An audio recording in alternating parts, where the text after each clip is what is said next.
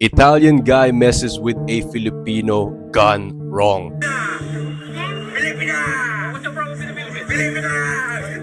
Sa isang trend sa Italy, kinumpronta ng Pinoy na yan nang nag-aasar ng pasahero na isa umanong manduruko.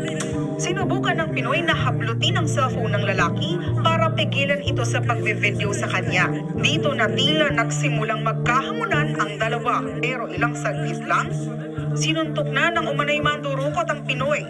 Kuyang Pinoy naman, nagpaulan din ng suntok sa kaalitan niya. Hanggang sa na-corner niya sa upuan ng mandurukot at pinugbog na ito. Now this video is exactly why you should never mess with a Filipino, because we don't fuck around, especially if you belittle our kind, diba? Come to our country and find out, diba? Try doing that here in the Philippines. Try going to Tondo, Manila. You mess with the wrong person. Tol, ako nagsasabi sa iyo, 100% yung nakita mo dun sa video na nakipagsuntukan dun sa ibang dayuhan, tangin na 100% galing ng Tondo yan.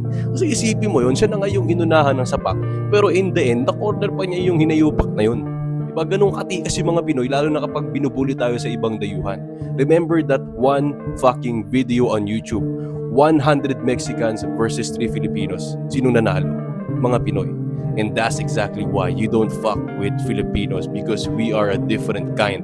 Diba? If you don't believe us, come to Tondo, Manila and find out. Lambingan lang yan sa amin, tol.